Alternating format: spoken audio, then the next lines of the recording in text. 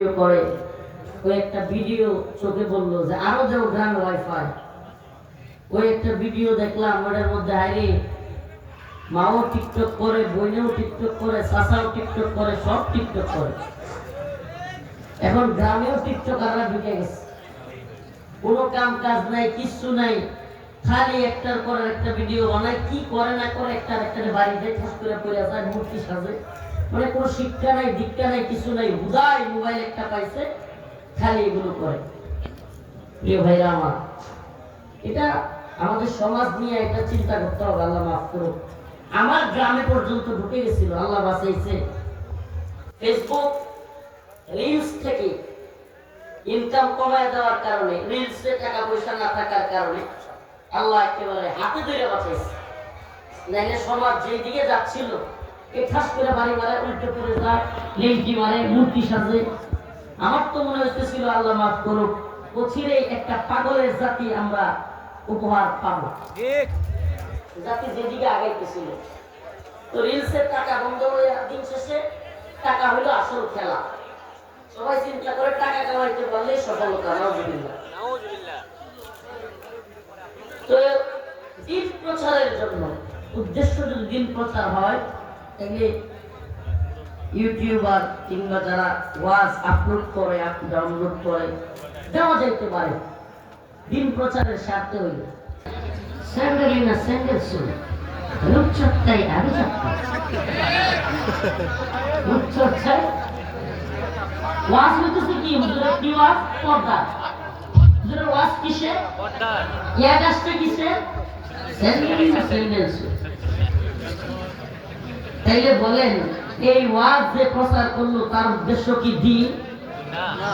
উলঙ্গ মহিলার অ্যাড যেখানে আসবে, যে কোন ধরনের জুয়ার অ্যাড যেখানে আসবে, এই ইনকাম কি হালাল হবে? না। হ্যাঁ, মুফতি আলী কেরামের কাছে ফতোয়া যায় না নিয়ে। আচ্ছা যাক, ওইটা আমার আলোচনার বিষয় না। কিন্তু আপনারা এই ইউটিউব, ফেসবুকিং, মোবাইল নিয়ে এখন কথাবার্তা বলবেন না। যেগুলো তুলে ফেলছে তুলে ফেলো। তবে হ্যাঁ, আমরা যেটা দেখি, আমি একটু ব্যতিক্রম চিন্তা করি। এরা কি করলো না করলো, দিন শেষে আমরা যে কথাগুলো বলি, যেই মেসেজটা সরকারের কানে যাওয়া দরকার, যেই মেসেজটা আওয়ামী লীগের শীর্ষ নেতৃত্বের কানে যাওয়া দরকার, যেই মেসেজটা ছাত্রদের কানে যাওয়া দরকার, যেই মেসেজটা ভারতের মোদির কানে যাওয়া দরকার, ওই জায়গা পর্যন্ত পৌঁছানোর জন্য কিন্তু আবার এই ক্যামেরাগুলোর প্রয়োজনীয়তা আছে।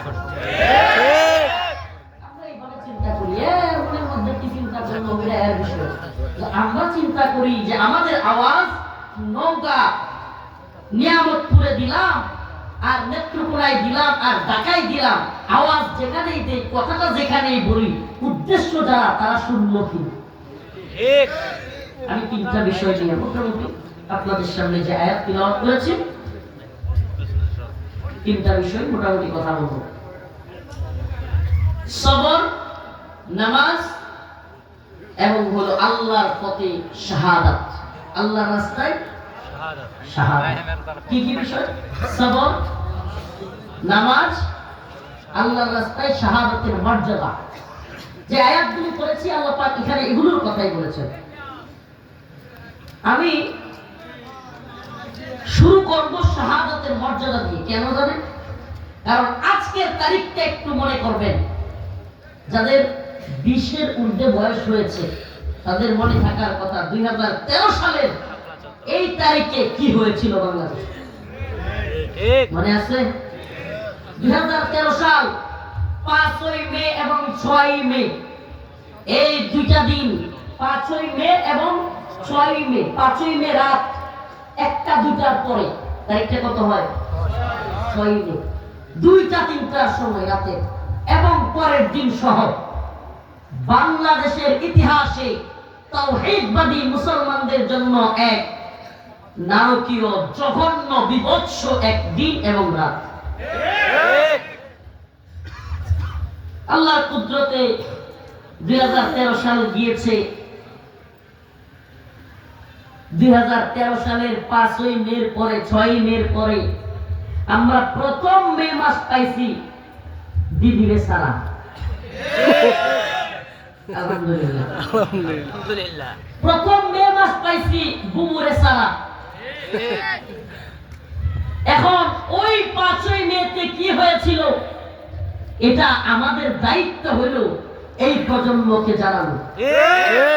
এই প্রজন্ম যেন ভুলে না যায় হাসিনা কত বড় নারকীয় এবং পৃথিবীর ইতিহাসে কত নৃশংস এবং জঘন্যতম খুনি। এই প্রজন্ম জানেই না। 20-এর নিচে যাদের বয়স, 13 সালের কথা এরা কিভাবে বলবে? 25 সাল হয়ে গেছে, প্রায় 12 বছর হয়ে গেছে। 12-13 বছর হয়ে গেলে 20-এর নিচে বয়স হলে 5-6 বছরের বাচ্চারা কিছু বলতে পারবে? এদেরকে জানানোর দায়িত্ব আমাদের। কেন? কারণ এদের কানের মধ্যে যেন মুক্তিযুদ্ধের চেতনা, মুজিববাদের চেতনা, অমুক চেতনা, তমুক চেতনা ট্যাবলেট গিলায়া হাসিনার নামক জালিমকে যেন ভালো প্রমাণ করতে না পারে। মুক্তিযুদ্ধের চেতনা খাওয়ায়া খুনের, শাপলার খুনের ইতিহাস মুছে দেওয়া যাবে না। সংক্ষেপে বলবো, তারপরে শাহাদাতের মর্যাদার কথা বলবো। শহীদদেরকে ভুলে গেলে চলবে না। যারা জীবন দিয়েছে দেশের জন্য, ইমানের জন্য, দ্বীনের জন্য, রাসূলের জন্য, তাদেরকে ভুলে গেলে চলবে না।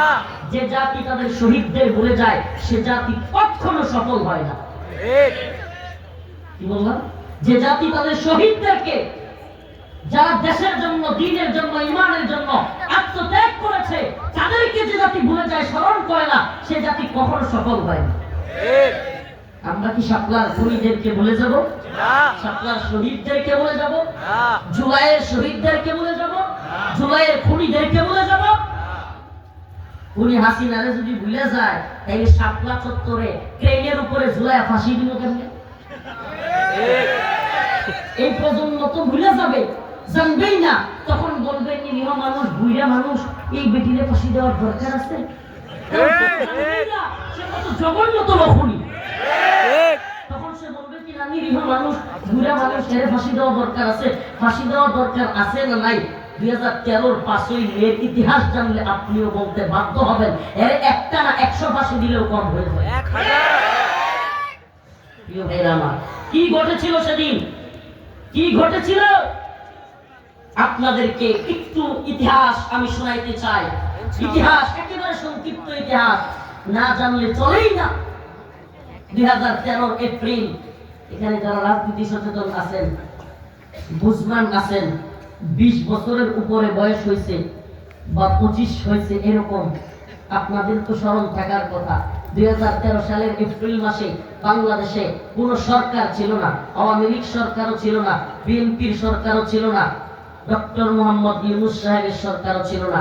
একটাই সরকার বাংলাদেশে ছিল, যে সরকারের নাম হলো ইমরান এইচ সরকার। 2013 এপ্রিল মাস টিভি চ্যানেলগুলোতে আর কোন মন্ত্রীর, আর কোন নেতার বক্তব্য নাই। ইমরান এইচ সরকার কি বলে, ইমরান এইচ সরকার কি করে, খালি এটাই নিউজ। শাহবাগে কি হয়, হাজার হাজার মানুষ একত্রিত হইয়া, হাজার হাজার তথাকথিত নাস্তিক মুরতাদ একত্রিত হইয়া সারা দিন আলেম ওলামাদের বিরুদ্ধে বিষোদ্গার করে, সারা দিন চিৎকার চেঁচামেচি করে। একটা নর্তকী ছিল, নাম ছিল লাকি। নাম কি? ভুলে গেছেন? মুরব্বীরাও ভুলে গেছেন? ওই যে গলা বাড়াইয়া এমনি গলায় দিকে উপর কইরা সারা দিন ভাঙ্গা গলা নিয়া, ওই যে ভাঙ্গা গলা নিয়ে এভাবে চিৎকার করে বলতো, নট এ নিজামি তুই রাজাকার, তুই রাজাকার, শতে সাইদি তুই রাজাকার, তুই রাজাকার, নাউজুবিল্লাহ নাউজুবিল্লাহ, ওতে কাদের মোল্লা তুই রাজাকার, তুই রাজাকার। ভুলে গেছেন আপনারা? মাসব্যাপী টিভিতে আর কিছু দেখাইতো না, এগুলো সব ভুলে গেছেন। আসলে আমরা ভুলা জাতি, আমরা বাঙালি এমন ভুলা জাতি যে 4 বছর 9 মাস ওই নেতা আমাদের যারা থাকে তারা ওই আমাদের রাস্তাঘাটের রড খায়া, বাঁশ ধরাইয়া দেয়, সিমেন্ট খায়, ইট খায়, তারপরে মাদ্রাসা মসজিদে টিনগুলো, এমনকি মাদ্রাসা মসজিদের বাথরুমের কমোড পর্যন্ত খায় না।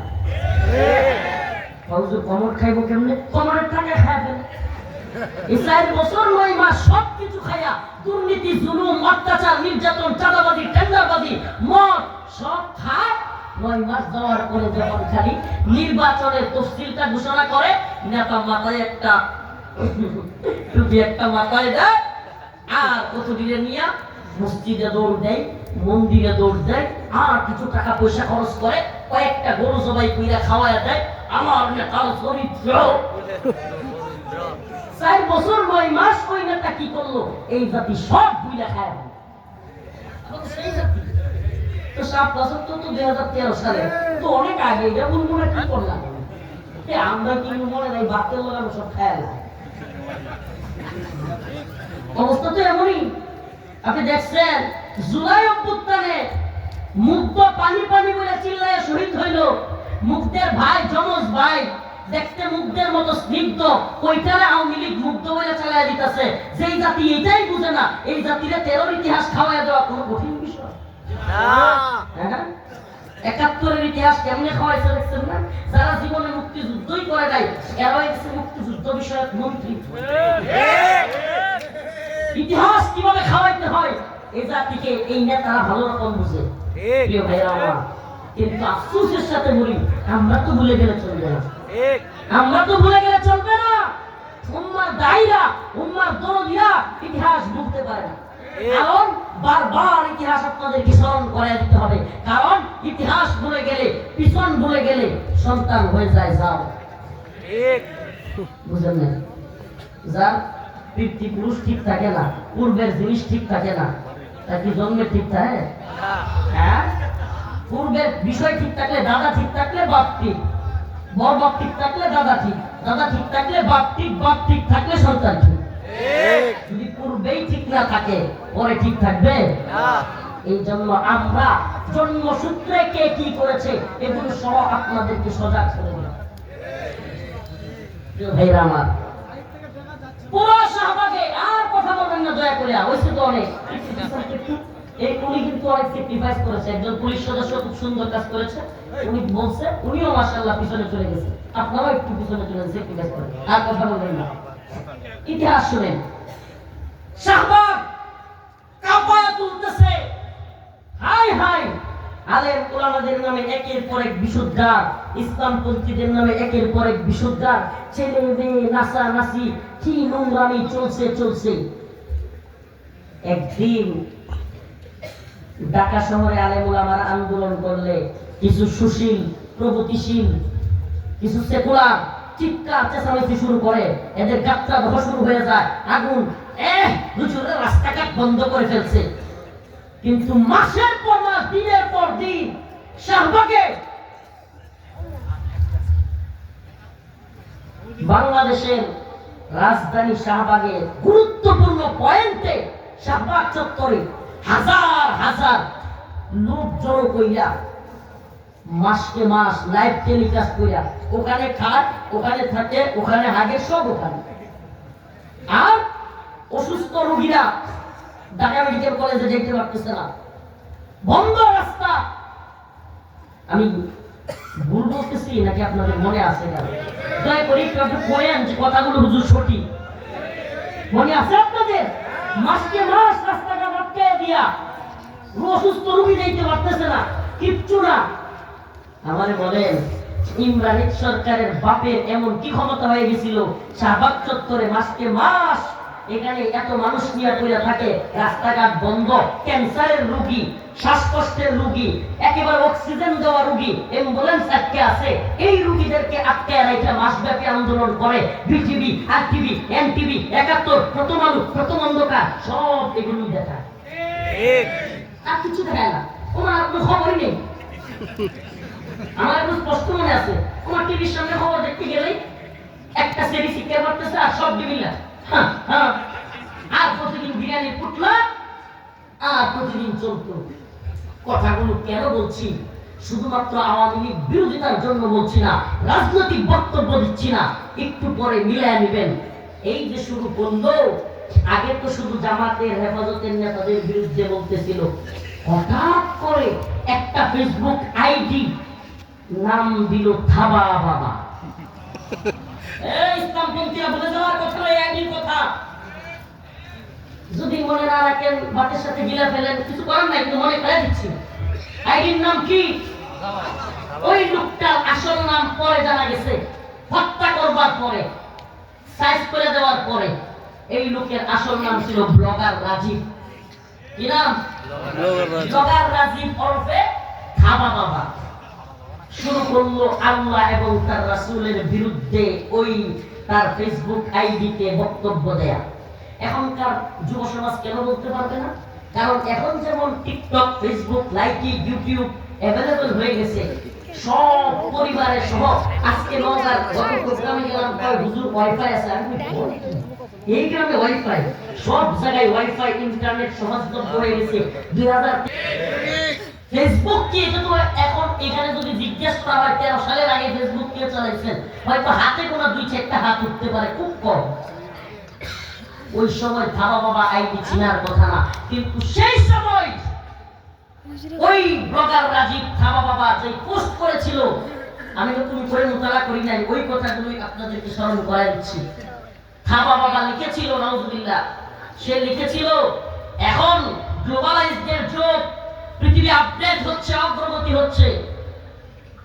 নাউজুবিল্লাহ, কথাটা বলতে কেমন শোনা যায়, কিন্তু আপনাদের জানানোর জন্য আমাকে বলতেই হচ্ছে। সে পোস্ট করেছিল খাবা বাবা নামক আইডি থেকে, এখন পৃথিবী আপডেট হচ্ছে, পৃথিবী অগ্রগতির দিকে যাচ্ছে, এখন গায়বী আল্লাহর কোনো খাওয়া নেই। নাউজুবিল্লাহ, নাউজুবিল্লাহ বলেন না। নাউজুবিল্লাহ। পাগলা রফিকুল ইসলাম মাদানী 2025 সালের মে মাসের 6 তারিখের কথাটা 2013 সালের মে মাসের লগে মিলায় নিয়েন, নিউজ পত্রিকায় আছে, সব জায়গায় আছে, দেখে নিয়েন। এটা তো গেল একটা। ওমা, ওই খাবা বাবার পর এইবার আরো অনেকগুলো আইডি থেকে অভিজিৎ রায়, ফয়সাল আরিফিন দীপন, ওয়াশিকুর রহমান বাবু, জুলহাস মান্নান, তনয় মাহবুব, এই নামগুলোই তো কারো মনে হয় মনে জানে। আমরা ইতিহাস বলি না। এই একাধিক লোকগুলো বিভিন্ন এজেন্ডা, ভারতীয় আমেরিকান এজেন্ডা, ইসলাম বিদ্বেষী এজেন্ডা বাস্তবায়নের লক্ষ্যে ওই শাহবাগ চত্বর থেকে একের পর এক আইডি থেকে আল্লাহ এবং তার রাসূলকে নিয়ে, আম্মা জান আয়েশা রাদিয়াল্লাহু আনহাকে নিয়ে একের পর এক কটূক্তি শুরু হয়ে গেল। এতদিন তো মুসলমান চুপ ছিল, ব্যক্তি পর্যায়ে হচ্ছিল, চুপ ছিল মুসলমান। জামাত নেতাদের বিরুদ্ধে হচ্ছে, চুপ ছিল মুসলমান। এদেশের সর্বজন শ্রদ্ধেয়, সবচাইতে পরিচিত, সর্বমহলে পরিচিত ব্যক্তিত্ব আল্লামা সাইদি রাহিমাহুল্লাহর ফাঁসি চেয়েছে, তবুও মানুষ চুপ ছিল। কিন্তু যখন দেখলো এই শাহবাগ চত্বর থেকে আল্লাহ এবং তার রাসূলকে নিয়ে কটূক্তি করা হচ্ছে, উম্মাহ সিংহপুরুষ আল্লামা শাহ আহমদ শফি রাহিমাহুল্লাহ, আল্লামা জুনাইদ বাবুনগরী, আল্লামা নূর হোসেন কাসেমী রাহিমাহুল্লাহ, আল্লাহর বান্দারা গর্জে উঠল। অন্তরের মধ্যে উম্মতে মুসলিমার রক্তে আগুন ধরে গেল। উম্মতে মুসলিমার সিংহপুরুষরা চুপ করে থাকলেন না, উম্মতে মুসলিমাকে ডাক দিলেন, ও বাংলার মুসলমান। ব্যক্তি পর্যায়ে, দলীয় পর্যায়ে ওরা যা তা বলেছে, সহ্য করেছি, কিন্তু আমার রবকে নিয়ে, আমার রাসূলকে নিয়ে কটূক্তি করেছে, আর ঘরে বসে থাকলে চলবে না। আল্লামা বাবুনগরী চিৎকার দিয়েছে, বলেছে চলো শাহবাগ থেকে ওই নারীবাদী নাস্তিক সাতেমদেরকে লাঠি দিয়া পিঠাইয়া বিতাড়িত করতে হবে। এইবার আর মুসলমানরা ঘরে বসে থাকে নাই। ইতিহাস সাক্ষী, পড়ে নিবেন প্রয়োজনে একটু, এখন ইউটিউবের জামানা, প্রয়োজনে একটু ওই 2013 ভিডিওগুলো একটু দেখে নিয়েন। আল্লাহর বান্দারা গর্জে উঠছে। এদেশে শুধুমাত্র আলেম ওলামারা না, এমন খেপা খেপছে মুসলমান, সুবহানাল্লাহ। উকিল, সাংবাদিক, কলামিস্ট, বুদ্ধিজীবী, লেখক, গবেষক, ছাত্র, শিক্ষক, হেফাজত কর্মী সবাই একত্রিত হয়ে শাহবাগের বিরুদ্ধে গর্জে উঠছে। বাংলাদেশের ইতিহাসে 71-এর পরে আর আগে না, বাংলাদেশের ইতিহাসে এত মানুষ একত্রে কোন ইস্যুতে এক হয় নাই, যেটা 13 সালের 5ই মে একত্রিত হয়েছে। আল্লাহ এবং তার রাসূলের অবমাননা আমরা মেনে নিতে পারি না। নাকি এই বিষয়েও দ্বিমত আছে আওয়ামী লীগের? হাসিনা কইলে এই বিষয়েও আমি দ্বিমত। আমার নেত্রী বলছে তা আল্লাহ এবং রাসূল কি? নাউজুবিল্লাহ। তাইলে ওদের ঈমান আছে? না। বলেন ঈমান আছে? হেফাজত কর্মীরা কিংবা ওই সময় দেশের জনসাধারণ যারা কিনা ঢাকায় গিয়েছিল, তারা কি আল্লাহ এবং তার রাসূলের কটূক্তির বিরুদ্ধে গিয়েছিল নাকি না? আল্লাহ এবং তার রাসূলের পক্ষে গিয়েছিল না? আল্লাহ এবং তার রাসূলের পক্ষে অবস্থান নেওয়া 5ই মে রাতে, অর্থাৎ 3টার দিকে, আজকের রাত 6ই মে, আজকের দিনটা, এই 6ই মে তারিখে তাহাজ্জুদরত আল্লাহকে সাক্ষী রেখে বলছি, এদের কাছে কোনো অস্ত্র ছিল না, গোলা বারুদ ছিল না, ট্যাঙ্ক ছিল না, কামান ছিল না, হাতে ছিল তাসবিহ। হাতে কি ছিল? এই তাসবিহওয়ালা রাতের বেলায় তাহাজ্জুদ করতেছিল। কেউ কেউ শাপলা চত্বরে, কেউ নামাজ পড়তেছে, কেউ ঘুমাইতেছে। এই নিরীহ মুসলমানদের উপর অকাতরে গুলি করতে করতে, সাউন্ড গ্রেনেড মারতে মারতে শত শত লাশ এই স্বৈরাচার, এই ভয়ঙ্কর কুখ্যাত লেডি ফিরাউন হাসিনার অর্ডারে জেনারেল আজিজ বেনজির আহমেদ এবং জিয়াউল হাসান এরা সম্মিলিতভাবে হাজার হাজার রয়্যাল এজেন্টদেরকে নিয়ে মুসলিমদের উপর চাপায়া পড়লো, গুলি করে হত্যা করলো। সত্য না মিথ্যা? সত্য। এটা কি রফিকুল ইসলাম মাদানী কইতেছে এটা সত্য নাকি বাস্তবে এরকম কিছু ঘটছে? প্রিয় ভাইরা আমার, বন্ধুগণ আমার, এবার বলেন, রাতের আধারে শত শত মুসলমানদেরকে হত্যা করলো, হাজার হাজার মানুষকে পঙ্গু করলো। রাতের আধারে শাপলা চত্বর রক্তে রঞ্জিত হয়ে গেল। আওয়ামী লীগ নিজেরা মসজিদে আগুন দিল, গাছ কাটলো, মসজিদের ভিতরে কোরআন পড়ায়া। কি হাস্যকর, কি হাস্যকর এক অজুহাত, কি হাস্যকর এক, মানে মুসলমানদেরকে, তাওহীদবাদীদেরকে মামলা দিল। যারা কোরআনের পক্ষে, আল্লাহ রাসূলের পক্ষে আন্দোলন করতে গেছে, তাদেরকে দিয়ে দিছে কোরআন পড়ানোর মামলা। মানে এর থেকে হাস্যকর কিছু আছে? যারা গেছেই কোরআনের পক্ষে, যারা গেছেই রাসূলের পক্ষে, তাদেরকে বলছে তারাই কোরআন পড়াইছে। নাউযুবিল্লাহ। দেখছেন? এই জুলুমগুলো করবার পরের দিন আল্লাহকে সাক্ষী রেখে বলি, বাংলাদেশে আওয়ামী লীগ নামের দলটা 6ই মে, 5ই মে রাতের বেলায় এই শত শত মুসলমানকে মারার পরে বলবেন হুজুর মরছে, যেটা কোনো প্রমাণ আছে?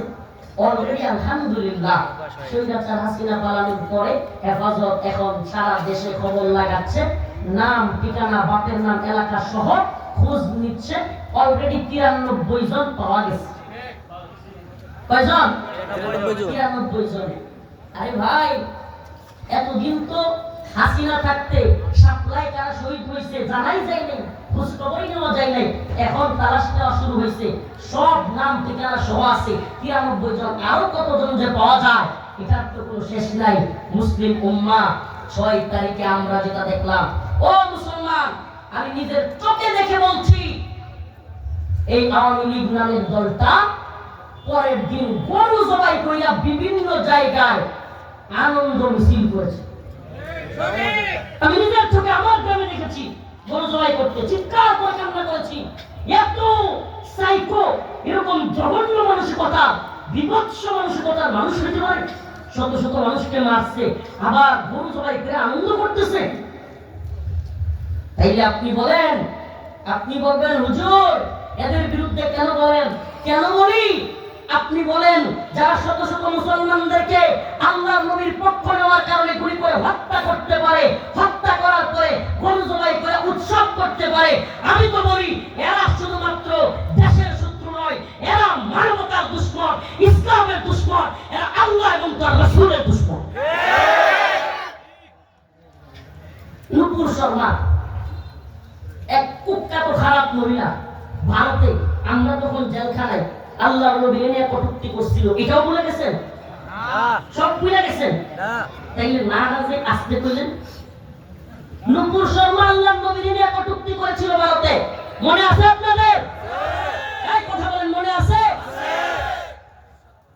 আওয়ামী লীগের তৎকালীন পররাষ্ট্রমন্ত্রী, লোকটার নাম আব্দুল শয়তান। এর আমি আব্দুল মুমিন বলি না, আব্দুল মুমিন তো আল্লাহর বান্দা, এরা তো শয়তানের বান্দা। এই আব্দুল শয়তান বলেছিল সিলেটে গিয়ে এক মন্দিরের মধ্যে যে এক ভদ্র মহিলা ভারতে একটা কথা বলে ফেলেছে, আমরা আমাদের দলকে, আমাদের দেশের মানুষদেরকে কিছু করতে দিইনি। এটা ভুলে গেছেন আব্দুল মুমিনের কথা? ওই দিন আরেকটা কথা বলছিল, ওইটা ঠিকই মনে রাখছেন। ওইটা রাজনৈতিক কথা আছে, আল্লাহ নবীরে নিয়ে যেটা, এটা ভুলে যাবেন, রাজনীতিটা বলবেন না। ওইটা বললে সবার মনে করবে কি আব্দুল মুমিন ওই দিন আরেকটা কথা বলেছিল, আমি ভারতবর্ষের সরকারকে বলেছি হাসিনাকে ক্ষমতায় দেখার জন্য। এটা কিন্তু বলেন নাই, এটা মনে আছে। কিন্তু রাসূলকে যে বলেছিল নূপুর শর্মা ভদ্র মহিলা, নাউজুবিল্লাহ কর, নাউজুবিল্লাহ, আওয়ামী লীগ আব্দুল শয়তানের আব্দুল মুমিন পররাষ্ট্রমন্ত্রীর এই বক্তব্য যে আপনি নূপুর শর্মারে কিভাবে ভদ্র মহিলা বললেন, আল্লাহর নবীর নিয়ে কটূক্তি করলো, আপনি কিভাবে এই কথা বললেন যে আমরা বাংলাদেশে কিছু বলতে দেই নাই, এই কথাগুলো আওয়ামী লীগকে বলতে শুনছেন? দলীয় ভাবে নূপুর শর্মার বিরুদ্ধে কোনোদিন আন্দোলন করতে দেখছেন? কোন আওয়ামী লীগের একেবারে জেলা বাদ দেন, বিভাগ বাদ দেন, থানা বাদ দেন, ইউনিয়ন পর্যায়ে কোন কমিটিকে আপনি নূপুর শর্মার বিরুদ্ধে আন্দোলন করতে দেখতে পারবেন না? তাহলে এরা কি আল্লাহ রাসূলের পক্ষে নাকি হিন্দুদের পক্ষে? হ্যাঁ, বুঝে আসছে না? এখনো বেজার আছে? প্রিয় ভাইরা আমার, বন্ধুরা আমার, এই বিভৎস অবস্থা করবার পরে, মুসলমানদেরকে এইভাবে হত্যা করবার পরে, মুসলমানদেরকে নির্যাতন করবার পরে এই শহীদ যারা হয়েছে, আমরা কি তাদেরকে ভুলে যাব? আল্লাহ পাক ওই সমস্ত শহীদদেরকে জান্নাতের আলা মাকাম দান করুন। আমিন। ইয়া আইয়ুহাল্লাযীনা আমানু ইসতাঈনু বিস-সাবরি ওয়াস-সালাহ ইন্নাল্লাহা মা'আস-সাবিরিন।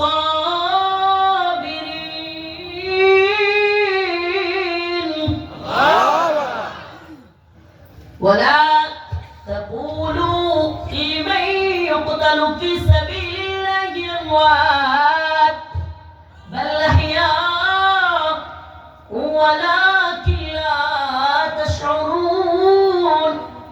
শহীদের মর্যাদা নিয়ে যেহেতু আলোচনা করতেছি, শাপলার ওই ঘটনা এখানেই শেষ, কিন্তু আমি আজকে শহীদদের মর্যাদা নিয়ে আপনাদেরকে জানাবো।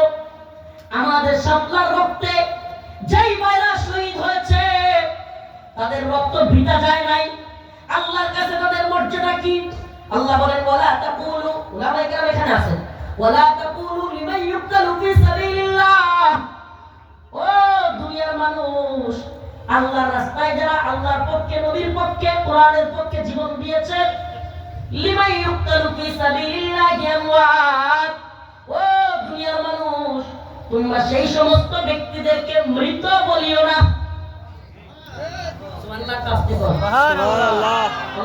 সুস্পষ্ট ঘোষণা, যারা আল্লাহর রাস্তায়, আল্লাহর জন্য, দ্বীনের জন্য, নবীর জন্য জীবন দিয়েছে, তাদেরকে তোমরা মৃত বলিও। মৃত বলাও যাবে না, এটা সম্মান না। বরং তারা জীবিত। বরং তারা কি? আল্লাহ বলছেন বরং তারা জীবিত। আমরা দেখলাম সপ্তাহ চত্বরে তারা মারা গেল, কিন্তু আল্লাহ বলতেছেন তারা জীবিত। আল্লাহ রাসূল বলেন তারা কিভাবে জীবিত? আল্লাহ রাসূল সাল্লাল্লাহু আলাইহি ওয়াসাল্লাম বলেন, হাদিসের মধ্যে আসছে, আল্লাহ পাক আল্লাহর রাস্তায় যারা জীবন দেয়, তাদের আত্মাটাকে, ওই তার দুনিয়ার বাহ্যিক আত্মাটাকে বের করেন।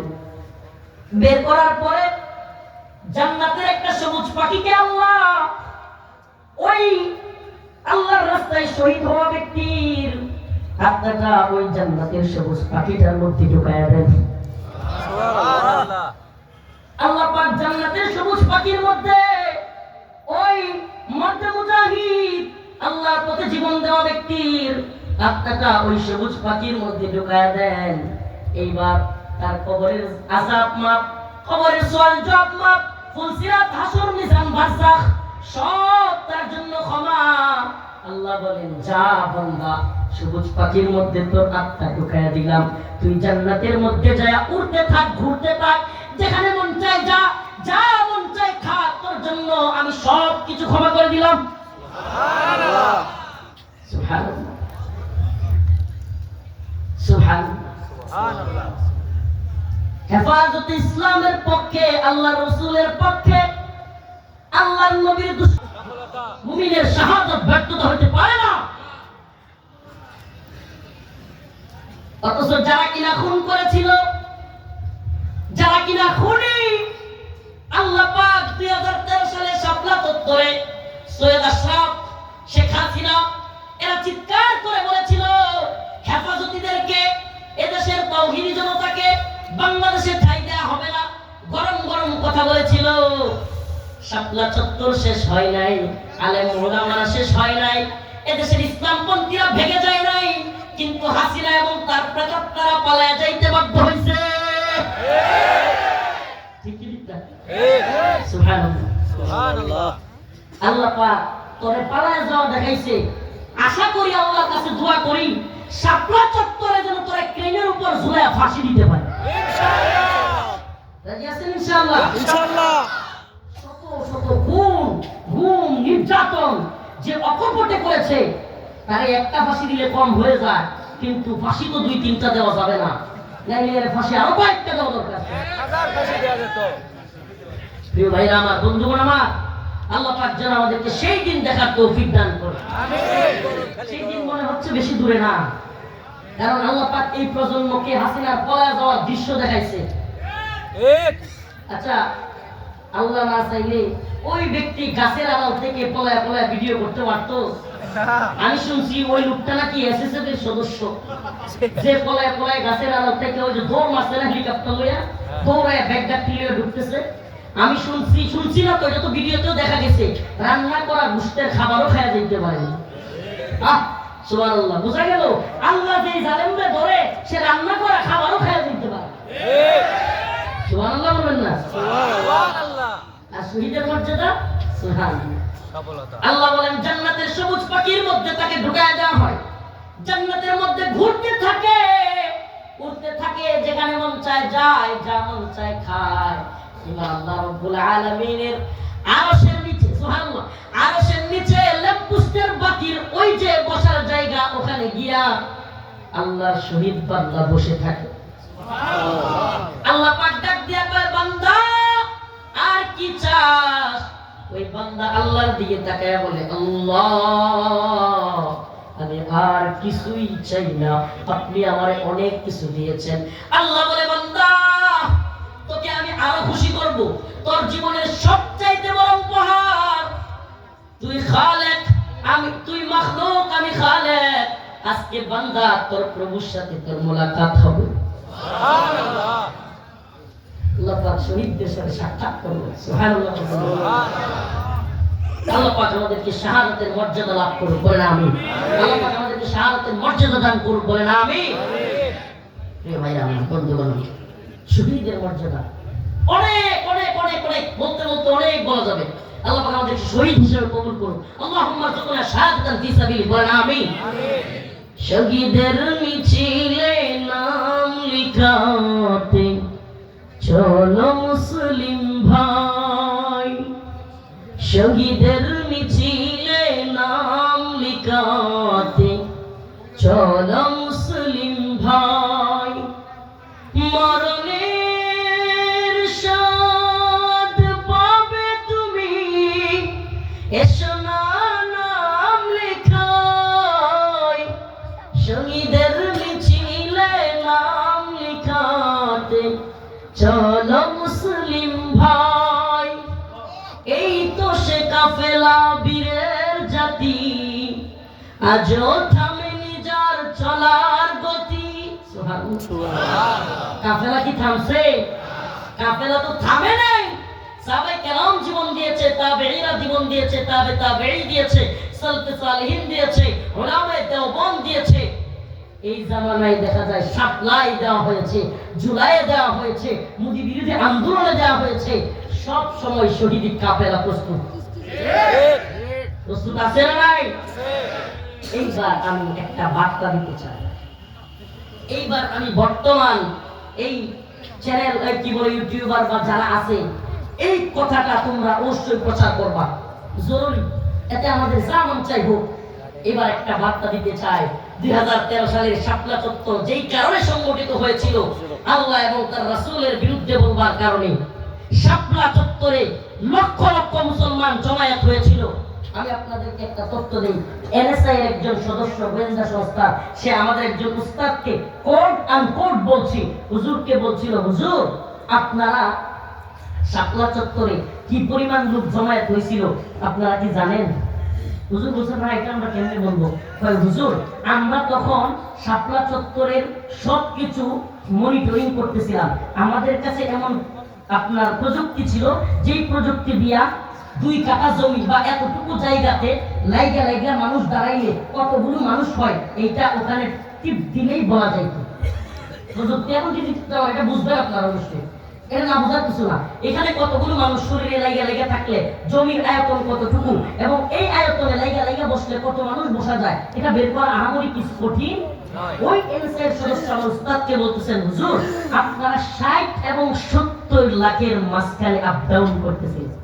সুবহানাল্লাহ, সুবহানাল্লাহ বলবেন না? সুবহানাল্লাহ। ওই নারায়ণগঞ্জের ওইদিকে সাইনবোর্ড ছবি আছে, ভিডিও আছে, আর এদিকে শাপলা চত্বর, এদিকে পুরো ঢাকা শহর গাজীপুর পর্যন্ত অচল হয়ে গেছে।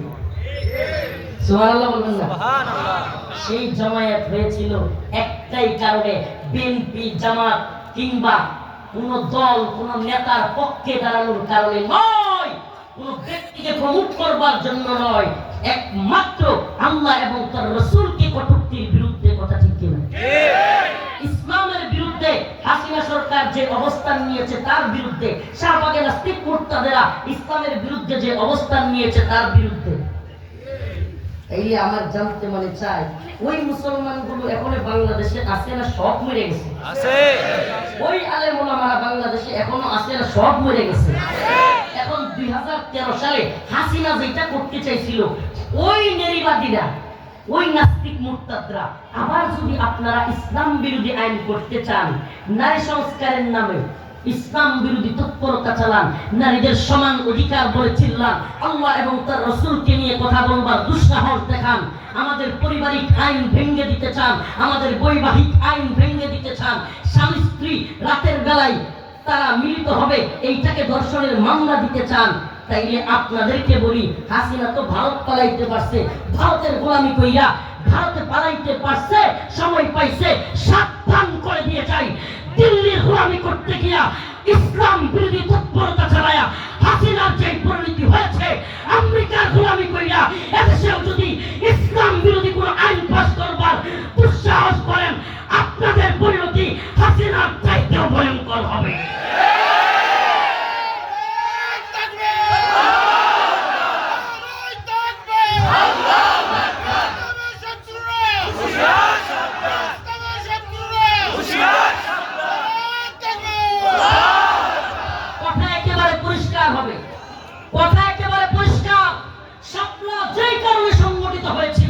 ইসলাম বিরোধী তৎপরতা, ইসলাম বিরোধী আইন, ইসলাম বিরোধী নীতিমালা, আল্লাহ এবং তার রাসূলের বিরুদ্ধে অবস্থান।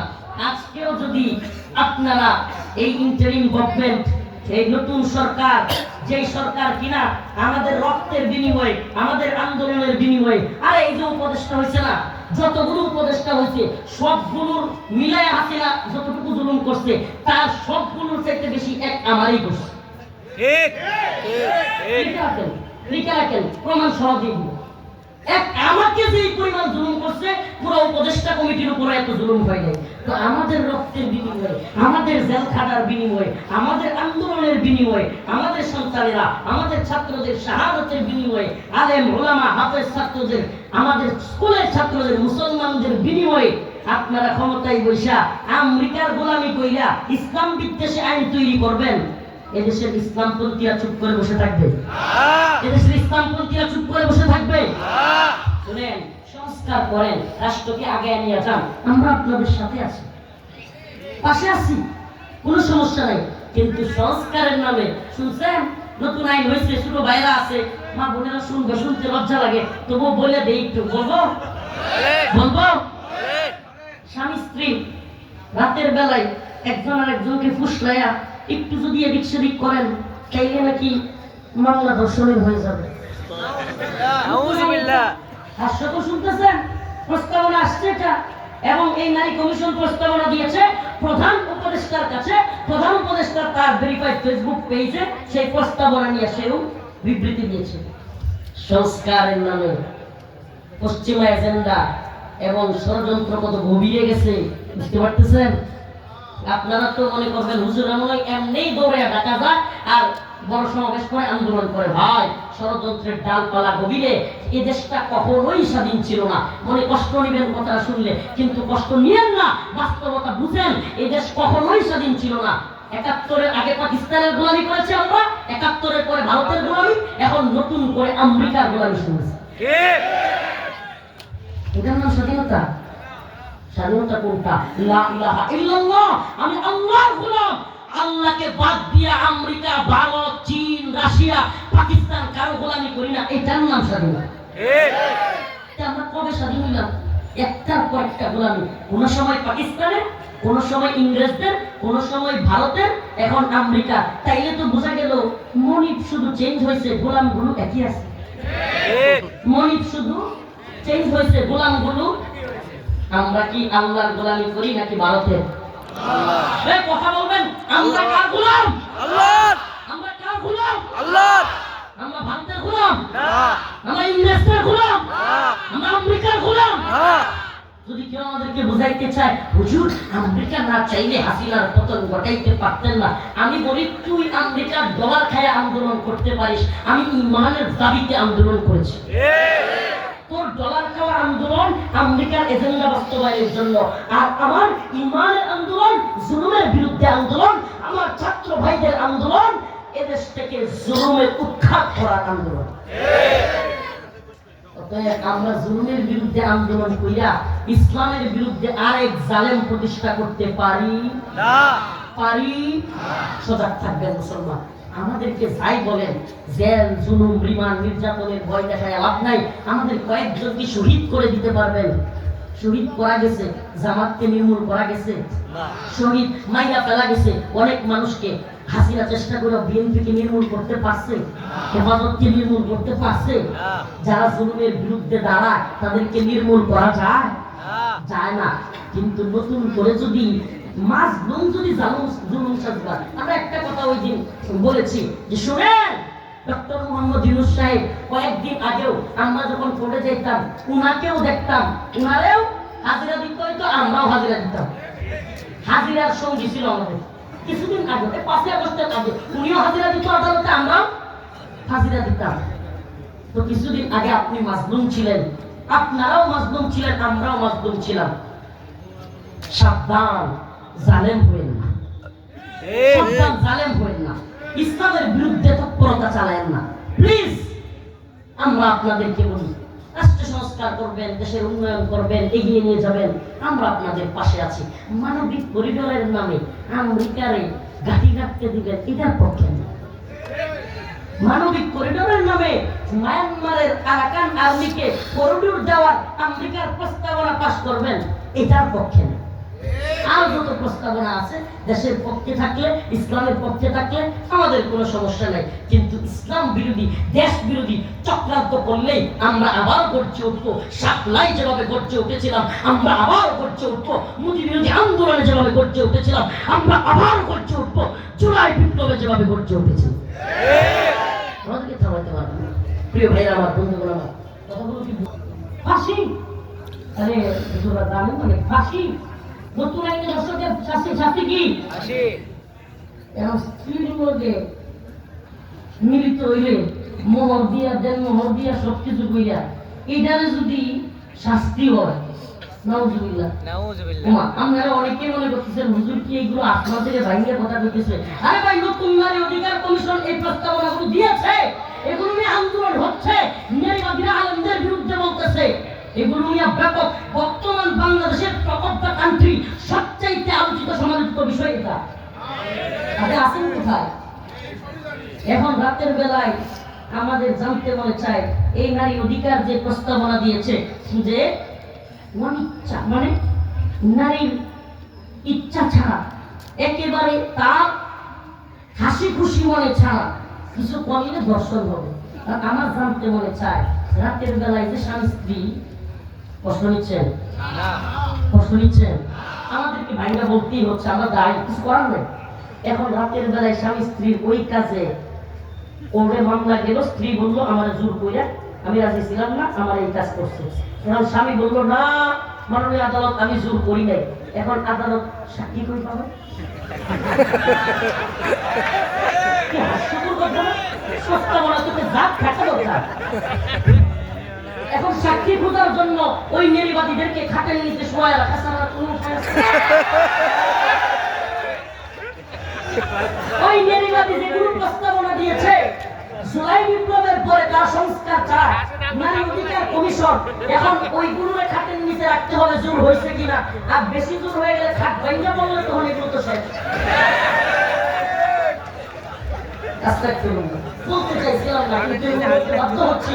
যেই শয়তানি এরা শুরু করেছে, আমার মনে হয় ইবলিস শয়তান যে আছে ও আড়াল থেকে হাসে, আমার আর দরকার নাই বাংলাদেশে, আমার আর দরকার নাই।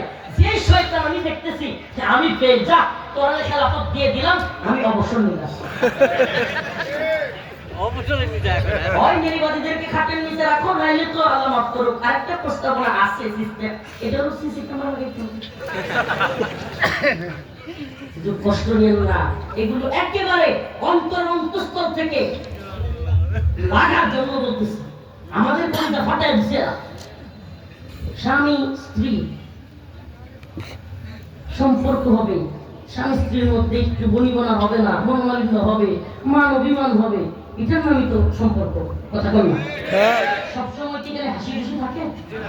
এখন তো আল্লাহ না করো বউয়ের বাপের কথা শুনে না, শ্বশুরের কথা, শাশুড়ির কথা শুনে না, ওই বউ বাপেরে মারতে যায়, মারে মারতে যায়, সংসারের মধ্যে স্বামীর কথাও শুনে না, ইচ্ছে মতো পর্দাও করে না, যেমন মন চাই চলে। স্বামী একটু বিচার করছে বা একটু ধমক দিচ্ছে, ও তো যায় দর্শনের মামলা করে দিবে, করে দিব না।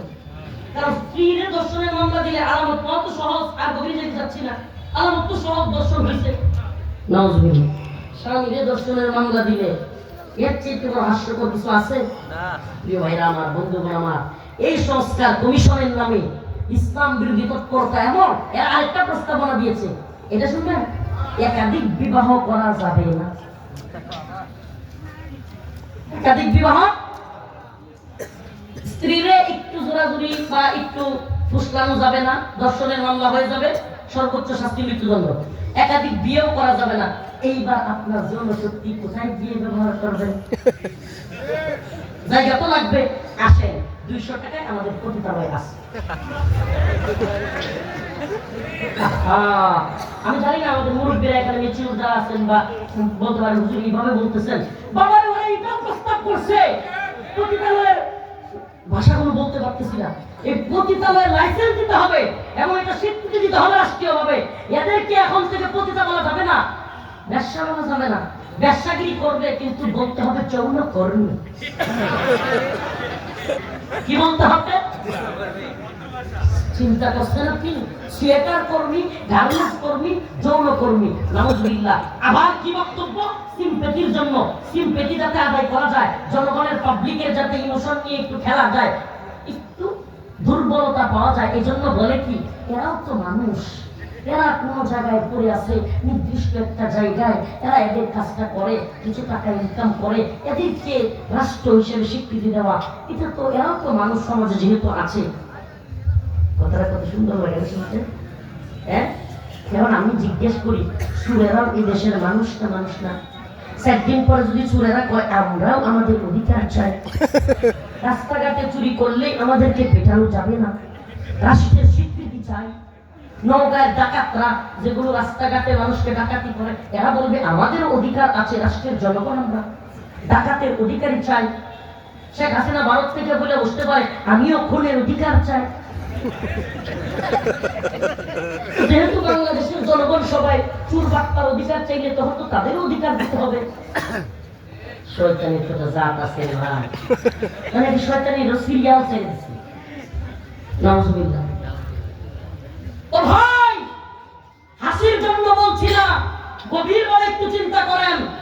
স্ত্রীর সাথে একটু ফুসলানো আনন্দের জন্য, স্ত্রীকে রাজি করানোর জন্য কিছু করতে পারবেন না, একাধিক বিয়ে করতে পারবেন না, তাইলে আপনার যৌন চাহিদা, এ ভাই একটা কথা স্পষ্ট বলে দেই, তিনটা জিনিস, এগুলোকে সঠিকভাবে ইউজ না করলে, ব্যবহার করলে যে কোনো ভাবে এগুলো ব্যবহৃত হবেই। তিনটা জিনিসের একটা হলো যৌন শক্তি। যৌন শক্তি হলো এমন জিনিস যে আপনি একটা ড্রেন দিচ্ছেন পানি নেওয়ার জন্য, আপনাদের এলাকায় ড্রেন ব্যবস্থা আছে, ওই যে বিভিন্ন ক্ষেতের মধ্যে পানি দেয় মেশিন দিয়া, এই ড্রেন দিয়া কি করে পানি যায়, ওখানে যদি কোনো জায়গায় বাদ দিয়ে দেন পানি কি করে বলেন, কি করে? পানি কিন্তু ড্রেনের মধ্যে থাকে না। আর বোঝানোর দরকার আছে? আপনি বউয়ের সাথেও কিছু করতে দিবেন না, একাধিক বিয়েও করতে দিবেন না, পানি কিন্তু জায়গা মতো থাকবে না, যে কোনো জায়গায় যাবে। ওই জায়গাটা কোথায়? বলে যে এই জায়গাটা মেরিবাদীরা, এই শয়তানি মহিলারা, এই পতিতালয়ের পতিতারা বলে যে আমরা জায়গা আছে, পতিতালয়ে যাও, দৌলত দিয়ে যাও, আরো জায়গা আছে 200-300 টাকায়, ওখানে যা মন চাই দিয়ে করো। তাইলে বুঝেন কত বড় ভয়ঙ্কর ষড়যন্ত্র, আমাদের পারিবারিক সিস্টেমকে ধ্বংস করা, আমাদের বৈবাহিক সিস্টেমকে ধ্বংস করা, আমাদের সমাজকে ধ্বংস করা, পাশ্চাত্যের সমাজ তৈরি করে শহরের আনাচে গানাচে পতিতালয় তৈরি করা। এইটা এদের এজেন্ডা। এখনো বুঝে আসছে নাকি নারীবাদীদের পক্ষে কেউ আছেন? থাকলে হাত তুলেন, আপনারা পতিতালয়ে পাঠাই দিন। বুঝে আসছে আপনাদের?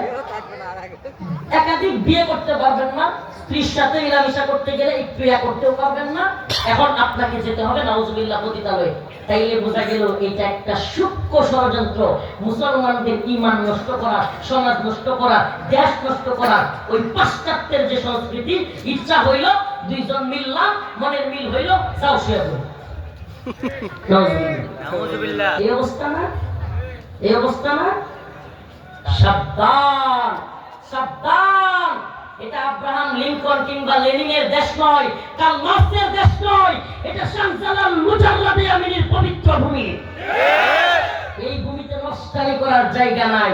লাঠি খায়া হাসিনা যেমন ভাগছে, লাঠি খায়া তসলিমা যেমন ভাগছে, তসলিমা নাসরিনের প্রচেষ্টাদেরকেও লাঠি দিয়ে বাংলাদেশ থেকে বিদায় করা হবে। নষ্টানির জায়গা বাংলাদেশে হবে না। আমরা আমাদের মা বোনদের অধিকার জানি। আমারে বলেন, এইবার ভদ্র ভাষায় বলি, ভদ্র ভাষায় বলি, আমাদের কোন মা বোনের জন্য পতিতালয়ের স্বীকৃতি পাওয়া এটা কি গর্বের নাকি লজ্জা? ভালোভাবে বুঝা বললেন, বুঝা বললেন। কোন মেয়ের জন্য, কোন স্ত্রীর জন্য, কোন একটা মহিলার জন্য পতিতালয়ের লাইসেন্স পাওয়া, স্বীকৃতি পাওয়া রাষ্ট্রের পক্ষ থেকে, এটা কি তার জন্য গর্বের না লজ্জা? কোন পতিতা একজন পাওয়া যাবে এমন মা যে তার মেয়েকেও পতিতা বানাইতে চায়, যে আমি গর্বিত, আমি একজন পতিতা, আমার মেয়েও পতিতা হবে, এই সার্ভিস দিবে, আমি তাকে পতিতা হিসেবে ইউরোপ আমেরিকায় পাঠাবো। আছে কোন মা? তাইলে পতিতালয়ের মহিলারাই তার সন্তানকে এটা করতে চায় না, আপনার স্বীকৃতি দিতে বলছে নাকি? আপনি যদি সত্যিকার অর্থে তাদের ভালো চান, এই মেয়েদেরকে পুনর্বাসন করুন, চাকরির ব্যবস্থা করুন, বিয়ের ব্যবস্থা করুন। পৃথিবীটা সমাজের যুবকরা বিয়ে করে না, সরকারি ভাবে বিয়ের ব্যবস্থা করেন না, চাকরির ব্যবস্থা করতে পারেন না, সমাজের ছেলেরা বিয়ে করতে পারতেছে না, আর আপনারা আছেন পতিতালয়ের লাইসেন্স দেওয়া নিয়ে শয়তানি বাঁধেন সংস্কারের নামে। আগে সংস্কার করতে চাইলে এদেশের যুবকদেরকে চাকরির ব্যবস্থা করেন, যুবকেরা চাকরি করবে, বিয়ে করবে, সন্তান তৈরি করবে, প্রয়োজনে এক একজনের 2টা-3টা করে বিয়ে করবে। আমি রাজি আছি ইনশাআল্লাহ। কি কোন ইনশাআল্লাহ রাজি আছেন তো? ওমা এই শুনেন, হাসেন না। বাংলাদেশে আদমশুমারি অনুযায়ী এখন পারলে এখন সার্চ দিয়েন না, এখন তো প্রোগ্রামে আছেন, সবাই সার্চ দিলে কথা শুনতে পারবেন না, আমার প্রোগ্রাম থেকে বের হয়ে সার্চ দিয়েন। বাংলাদেশের 2022 সালের আদমশুমারি অনুযায়ী বাংলাদেশে প্রাপ্ত বয়স্ক পুরুষের চাইতে মহিলা 16,34,000 বেশি। মহিলা কয়জন বেশি? 16,34,000 মেয়ে পুরুষের চাইতে কি? এখন সবাই যদি আমরা একটা একটা বিয়ে করি, বাকি থাকবে কতজন বিয়ের বাকি? এই হিসাবটা কেউ কোনোদিন করছেন? এখন এই মেয়েগুলো, এই মা বোনগুলো যাবে কোথায়? যাবে কোথায়? নাউজুবিল্লাহ। এরাই তো শেষে দিন শেষে স্বামী পাবে না, সম্মান পাবে না, অধিকার পাবে না। এরাই দিন শেষে হীনমন্য হয়ে চাকরির লোভে ঢাকায় যাবে, ঢাকা থেকে দইরা নিয়ে কিছু অসাধু মানব পাচারকারী পতিতালয়ে দিয়ে আসবে। ঠিক না? তাহলে আপনি যদি পতিতালয়, আপনি যদি যে কারণে আমাদের নারীরা ওই জায়গায় যায় ওইটা বন্ধ করতে চান, একাধিক বিয়েকে সহজ করে এটা করতে পারে রাষ্ট্রের পক্ষ থেকে, যে একাধিক বিয়ে যে করবে সে অবশ্যই প্রথম স্ত্রীর অধিকার আদায় করতে পারে কিনা এটা দেখে তারপর করতে হবে। এটা আপনি করতে পারেন। প্রথম স্ত্রীর অধিকার আদায় না করতে পারলে দ্বিতীয় বিয়ে করা যাবে, এটা আপনি বলতে পারেন। কিন্তু একাধিক বিয়ের বিরোধিতা করবেন, স্ত্রীর সাথে মেলামেশা করলে একেবারে সবসময় স্ত্রীর অনুমতি। আল্লাহ রসুল তো উল্টা বলছেন। আল্লাহ রসুল বলছেন স্বামী ডাক দেওয়ার পরে যে স্ত্রী তার সঙ্গ দিল না, তার কাছে আসলো না, সেই স্ত্রীর প্রতি আল্লাহ পাক সারা রাত আল্লাহ পাক লানত দিতে থাকে।